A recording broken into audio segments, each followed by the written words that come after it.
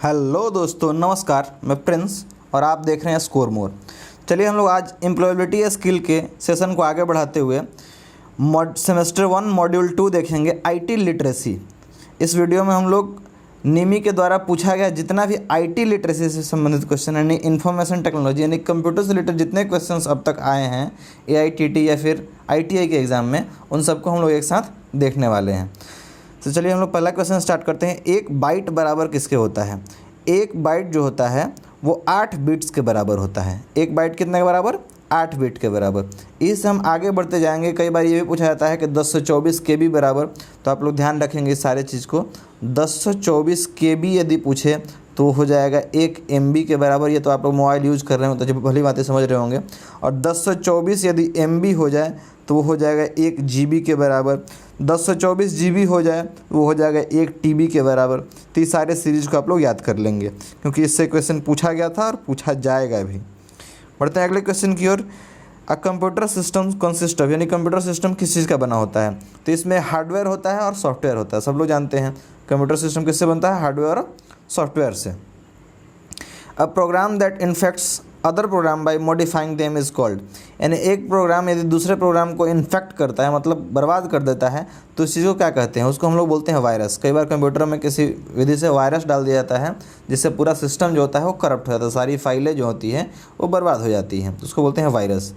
अगला क्वेश्चन हमारा, a software application use to enable computer use to locate and access web page is called, यानी कि ऐसा software application जिसके द्वारा हम लोग वेब पेज को खोल पाते हैं, लोकेट कर पाते हैं, उसको क्या बोलते हैं? उसको बोलते हैं वेब ब्राउज़र। क्या बोलते हैं? Web browser. आगे बढ़ते हैं। An illegal activity committed on the internet is called, यानी कि यदि कोई इंटरनेट पे इलीगल एक्टिविटी हो रही है, अवांछित कार्य हो रहा है, उसको क्या हम लोग बोलेंगे? उसको बोलते हैं साइबर क्राइम। जैसे आपका पैसा वगैरह ठग लिया जाता है जिसको क्या बोलते हैं? साइबर क्राइम बोलते हैं, इलीगल एक्टिविटी है। बढ़ते हैं आगे। Computer network that spans a regional, national और ग्लोबल एरिया इज़ कॉल्ड, तो इस चीज़ को बोलते हैं हम लोग वैन, यानी कि वाइड एरिया नेटवर्क। जब ये रीजनल, नेशनल या ग्लोबल लेवल पर नेटवर्किंग किया जाए, एक दूसरे से कंप्यूटर को जोड़ दिया जाए, इसको बोलेंगे वाइड एरिया नेटवर्क। यदि ये किसी मकान घर के अंदर 10-20 कंप्यूटर लगाए हैं उसको जोड़ा गया है तो उसको बोलते हैं लैन, यानी कि लोकल एरिया नेटवर्क। ठीक है। और ये जो होता है मैन, ये होता है मेट्रोपॉलिटन एरिया नेटवर्क। यदि किसी मेट्रोपॉलिटन एरिया में जोड़ा जाता है तो उसको मेट्रोपॉलिटन एरिया नेटवर्क कहते हैं। बढ़ते हैं अगले क्वेश्चन की ओर। ये सारा क्वेश्चन निमी के द्वारा अपने साइट पर अपलोड किया गया था, वहाँ से मैंने लिया है। ठीक है, मैंने खुद से नहीं बनाया है, ये सारा निमी के द्वारा दिया गया था, वहीं से मैंने लिया है। CPU का फुल फॉर्म क्या होता है? CPU कंसिस्ट ऑफ, या CPU में क्या होता है? तो CPU में देखिए क्या होता है, कंट्रोल यूनिट होता है और ALU होता है। ALU का फुल फॉर्म होता है अर्थमेटिकल लॉजिकल यूनिट। ठीक है, ये सारा जितना भी आप लोग इनपुट डालते हैं, कोई भी नंबर, कोई जोड़ घटाव, कुछ हो चीज़, वो सबको लॉजिकली बना के और CPU दे देता है मॉनिटर को, मॉनिटर आपको आउटपुट में दिखाता है। बढ़ते हैं आगे। CPU स्टैंड फॉर, CPU का फुल फॉर्म क्या होता है? तो ये होता है सेंट्रल प्रोसेसिंग यूनिट। क्या होता है CPU का full form? Central processing unit.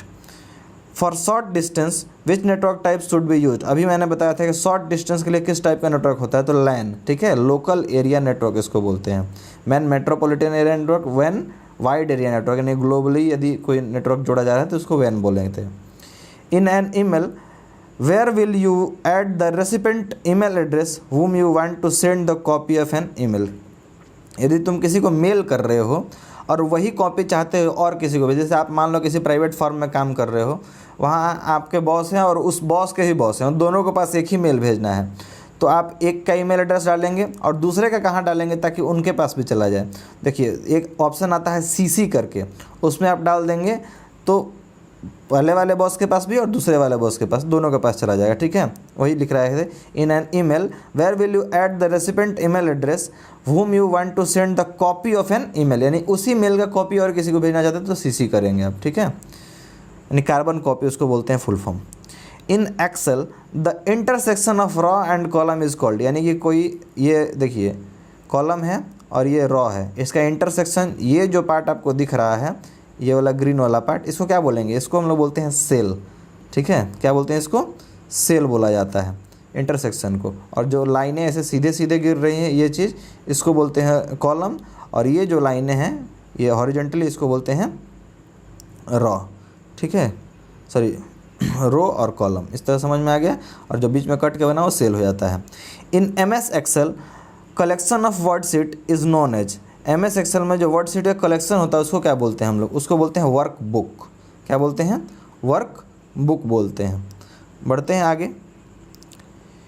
In MS Excel to insert a formula in cell, यानी कि किसी MS Excel सीट बनाते समय यदि किसी सेल के अंदर फॉर्मूला को इंसर्ट करना हो, कोई फॉर्मूला डालना हो, वी मस्ट बिंग the entry when an operator, तो जो ऑपरेटर होता है वो सबसे पहले क्या डालता है उसमें, तो सबसे पहले वो इक्वल टू का साइन डालता है, ठीक है, तब वो चीज़ को उसमें कर पाता है। In MS Paint when extension which extension is not supported, MS Paint में कौन सा एक्सटेंशन जो होता है वो सपोर्ट नहीं करता है, तो इसमें .doc जो होता है वो एक्सटेंशन सपोर्ट नहीं करता है, क्योंकि DOC जो होता है वो डॉक्यूमेंट का एक्सटेंशन है, मतलब इसमें आपसे इसमें जो फाइल सेव होगा जिसके लास्ट में .doc लिखा होगा वो डॉक्यूमेंट होगा, और डॉक्यूमेंट होता है उसका MS Paint में कोई ज़रूरत नहीं है, वो खुलेगा कहाँ पे, ऑफिस में खुलेगा या फिर पावर पॉइंट में जाकर खुलेगा, ठीक है। और .jpeg जो होता है जॉइंट पिक्सल एक्सेल ग्रुप करके होता है, इसका फुल फॉर्म GIF या PNG, ये सब जो है इमेज के एक्सटेंशन है, तो ये सब पेंट में खुल जाएगा। In which orientation the text is printed length wise, किस ओरिएंटेशन में टेक्स्ट जो होता है वो लेंथ वाइज प्रिंटेड होता है। देखिए पोर्ट्रेट जो होता है उसमें टेक्स्ट जो है वो लेंथ वाइज होता है। अभी जैसे आप लोग वीडियो को देख रहे होंगे जिस मोड में, मोबाइल को ऐसे करके घुमा के, ये इस मोड को कहता है लैंडस्केप मोड, और यदि आप इस तरह से फ़ोन को देख रहे हैं सीधा करके तो इसको बोलते हैं पोर्ट्रेट मोड, ठीक है। तो लाइन वाइज किस में आएगा, तो इस पोर्ट्रेट मोड में लाइन वाइज आता है, ठीक है, वही चीज़ इसमें पूछा जा रहा है। तो पोर्ट्रेट और लैंडस्केप आप समझ गए होंगे। तो इस वीडियो को आप लोग लाइक करते चलेंगे, ठीक है। आप लोग लाइक नहीं कर रहे हो, बस वीडियो देख ले रहे हो, लाइक नहीं कर रहे हो। लाइक करने से क्या होता है ना कि अल्टीमेटली फ़ायदा तो मुझे ही है, इसलिए मैं बोलता हूँ लाइक कर दो, ताकि आपके दोस्तों के पास भी ये वीडियो रिकमेंड करने लगता है, आपको शेयर नहीं करना पड़ता है, डायरेक्ट उनको दिख जाता है। In which orientation the text is printed width wise, अभी मैंने बताया था लेंथ वाइज, अभी विड्थ वाइज, तो विड्थ वाइज किस में आएगा, लैंडस्केप में, यानी इस तरह के फॉन्ट में जब लाइन लिखाएगा तो उसको बोलते हैं लैंडस्केप वाइज, ठीक है। बढ़ते हैं अगले क्वेश्चन की ओर। Program that infects other programs by modifying them is called, तो मैंने बताया था इसको वायरस कहते हैं। बढ़ते हैं अगले क्वेश्चन की ओर। Spreadsheets are saved with extension, जो स्प्रेडशीट बनता है वो उसका एक्सटेंशन क्या होता है लास्ट में, तो उसका एक्सटेंशन होता है .xls, यानी किसी वेब एड्रेस के लास्ट, वेब एड्रेस नहीं, किसी फाइल के लास्ट में .xls रहे तो समझिए कि वो स्प्रेडशीट है। यदि .doc रहे तो समझिए कि वो जाके बना है ऑफिस में, MS ऑफिस में, ठीक है, इसलिए .doc रहेगा। PDF रहेगा तो .pdf रहेगा, और कोई गाना वगैरह रहेगा तो .mp3 लगा रहेगा लास्ट में, तो समझिए कि वो गाना का फाइल है। बढ़ते हैं अगले क्वेश्चन की ओर। अगला क्वेश्चन हमारा है spreadsheet are saved with extension, फिर से वही क्वेश्चन, स्प्रेडशीट जो होते हैं .xls में सेव होंगे, यदि PDF होगा तो .pdf, डॉक्यूमेंट फाइल होगा तो .doc, और गाना होगा तो .mp3 में सेव होगा। द एक्सपेंशन ऑफ LAN के बारे में मैंने बता दिया था कि इसको क्या बोलते हैं, लोकल एरिया नेटवर्क कहते हैं। WN wide area network, MAN metropolitan area network, इस तरह से होता है इसका एक्सटेंशन। रैम का फुल फॉर्म क्या होता है, इसको बोलते हैं read only memory, RAM random access memory, वो रोम का होता है। रैम का क्या होता है, RAM रैंडम एक्सेस मेमोरी बोलते हैं इसको, ठीक है। यानी कि इसमें जैसे आप लोग के मोबाइल में रैम होता है, उस रैम क्या करता है कि जितना भी आप लोग चीज़ खोल रहे, जैसे अभी वीडियो देख रहे हो, अचानक किसी का फोटो देखने लग जाओ, फिर मैसेज देखने लग जाओ, तो ये सारा, और फिर से जब खोलने जाओगे वीडियो तो तुरंत वही वीडियो वहीं से स्टार्ट हो जाएगा। क्यों? क्योंकि वो सारा डेटा जो है आपके मोबाइल से वो रैम में लेके रखा है। तो रैम जो है वो वोलेटाइल मेमोरी होता है। एक बार मोबाइल जब आप बंद कर दीजिएगा और फिर से मोबाइल खोलिएगा तो फिर सब शुरू से हो जाएगा, फिर वहीं से नहीं आएगा वो। इसलिए रैम जो होता है उसको बोलते हैं वोलेटाइल मेमोरी, इसका फुल फॉर्म होता है रैंडम एक्सेस मेमोरी। और एक होता है रोम, ROM, उसको बोलते हैं क्या, रीड ओनली मेमोरी। ये क्या होता है, रीड ओनली मेमोरी। ये ऑलरेडी इसमें सब डाटा इनबिल्ट होता है, इसमें आप डेटा चेंज नहीं कर सकते हैं। देखिए वैन आ गया, फिर से WAN, इसका होता है वाइड एरिया नेटवर्क, ये मैंने बता रखा है। What does ASAP stand for in SMS, जब कोई SMS आप भेजते हैं तो कई बार लोग शॉर्ट फॉर्म का यूज़ करते हैं। तो ASAP का मतलब होता है as soon as possible. ASAP का मतलब क्या होता है, एज सुन एज पॉसिबल। जैसे आप लोग कई बार लिख देते हैं LOL, ASAP, गुड नाइट के लिए GDN8 ऐसे लिख देते हो। इस तरह से क्या है, सब शॉर्ट मैसेजिंग है। तो इसी तरह से ASAP जो है उसका मतलब होता है एज सुन एज पॉसिबल। और क्या क्या आप लोग शॉर्टकट लिखते हैं, आप लोग कमेंट करके जरूर बताएं कि आप लोग अपने मैसेजिंग में शॉर्टकट कौन कौन सा यूज़ करते हैं। बोल रहा है व्हाट इज़ द शॉर्टकट की ऑफ कॉपी कमांड। एक किसी चीज़ को कॉपी करना हो तो कौन सा की दबाएंगे, तो Ctrl+C यदि दबाएंगे तो कोई चीज़ जो होगा वो कॉपी हो जाएगा। और यदि पूरे पेज को कॉपी करना है तो Ctrl+A यदि दबाएंगे तो पूरा जो सामने आपके पेज दिख रहा होगा पूरा का पूरा कॉपी आ जाएगा, ठीक है। तो सॉरी सेलेक्ट हो जाएगा, कॉपी A करने से Ctrl+A करने से वो सेलेक्ट हो जाएगा। फिर कॉपी Ctrl+C कर दिया तो पूरा का पूरा जो चीज़ था वो कॉपी हो जाएगा। और Ctrl+V जब दबाइएगा किसी नए फोल्डर में जाकर तो जितना चीज़ आप कॉपी करके लाए वो सब पेस्ट हो जाएगा। तो ये तीनों शॉर्टकट की आप लोग याद रखेंगे। बढ़ते हैं अगले क्वेश्चन की ओर। व्हाट इज द शॉर्टकट की फॉर कट कमांड। यदि किसी चीज़ को कट करना हो तो उसके लिए शॉर्टकट की क्या है, तो Ctrl+X जब करेंगे तो वो चीज़ कट जाएगा, ठीक है। Ctrl+Y जब करते हैं तो वो रीडू हो जाता है। व्हाट इज द शॉर्टकट की फॉर सेलेक्ट ऑल। अभी मैंने बताया था कि सेलेक्ट ऑल करने के लिए Ctrl+A कर देंगे तो पूरा सेलेक्ट ऑल हो जाएगा। और पेस्ट करने के लिए सॉरी सेलेक्ट हो जाएगा Ctrl+A से, कॉपी हो जाएगा Ctrl+C से, और फिर इसी को पेस्ट करना है तो Ctrl+V दबाएंगे तो पूरा का पूरा पेस्ट हो जाता है। देखिए पेस्ट का ही पूछ दिया तो पेस्ट के लिए आपको मैंने बताया था Ctrl+V होता है। What is the cell address of 4th row and 4th column. जैसे मान लीजिए एक एक्सेल शीट बना हुआ है, इस तरह से 1 2 3 4 5 इस तरह से ये कॉलम हो गया, ये इसमें हम रो दे दिए, ठीक है। अब बोल रहा है कि 4th रो और 4th कॉलम। 4th रो कौन सा हो जाएगा, 1 2 3 4 इस रो में, यानी इस रो के बारे में बात कर रहा है। 4th कॉलम यानी कि 1 2 3 4 इसमें, यानी कि वेन इसका लोकेशन पूछ रहा है तो इसका लोकेशन क्या हो जाएगा, तो इसके लोकेशन के लिए हम लोग यूज़ करते हैं D4 कहेंगे। क्या बोलेंगे इसको, D4 इसका लोकेशन हम लोग देते हैं, क्योंकि इधर से हो जाएगा ABCD और उधर से हो जाएगा 1 2 3 4, तो D4 इसका लोकेशन हो जाता है। बढ़ते हैं अगले क्वेश्चन की ओर हम लोग। What is the default name of newly created folder in Windows. Windows के अंदर कोई नया फोल्डर बना है तो उसका मतलब नाम क्या होता है, तो उसका नाम होता है न्यू फोल्डर। फिर हम लोग उसको रीनेम करके जिस फाइल में जो चीज़ भरना होता है उसका नाम उसमें दे देते हैं, ऐसे उसका नाम होता है न्यू फोल्डर। जब बनेगा तो न्यू फोल्डर से नाम से बनेगा। What is the expansion of FYI in SMS। SMS करते समय आप लोग FYI लिखते हैं, इसका मतलब क्या होता है, इसका मतलब होता है for your information, for your information. Where all deleted files will be stored. कहाँ पे ऑल डिलीटेड फाइल जो होते हैं वो स्टोर्ड होते हैं, तो हर कंप्यूटर के अंदर रिसाइकल बिन होता है, ठीक है। फ्रंट पेज मतलब होम पेज पे ही दिया जाता है रिसाइकल बिन का ऑप्शन। उसमें जो भी फाइल आप लोग डिलीट करोगे तत्काल फ़ोटोज़ वगैरह वो सब जाकर रिसाइकल बिन में सेव हो जाता है। और चाहोगे आप तो वहाँ से आप रीस्टोर भी कर सकते हो, उसका कुछ लिमिट होता है। कई बार 28 दिन या 30 दिन के बाद वो वहाँ से अपने आप डिलीट हो जाता है। यदि कोई चीज़ 28 दिन तक रिसाइकल बिन में रहेगा तो अपने आप डिलीट हो जाता है। फ़ोन में भी आपके होता है, आप लोग ध्यान दिए होंगे तो आपको पता होगा। Which device is use to connect telephone line to a PC। Telephone line से PC को कनेक्ट करने के लिए किस डिवाइस का यूज़ किया जाता है, उसका यूज़ किया जाता है मोडेम, ठीक है।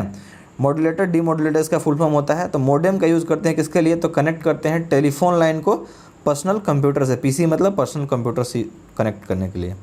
व्हाट इज शॉर्टकट की फॉर कॉपी कमांड। कॉपी के लिए कौन सा शॉर्टकट की है, Ctrl+C। Ctrl+V से आप पेस्ट करोगे, Ctrl+A से ऑल सेलेक्ट करोगे, Ctrl+X से कट करोगे किसी चीज़ को कट करना होगा तो। Which one is don't of information security. देखिए डिस्क्लोज पासवर्ड एनीवन, किसी को अपना पासवर्ड नहीं बताना चाहिए, ठीक है। ये इन्फॉर्मेशन सिक्योरिटी के अंतर्गत आता है।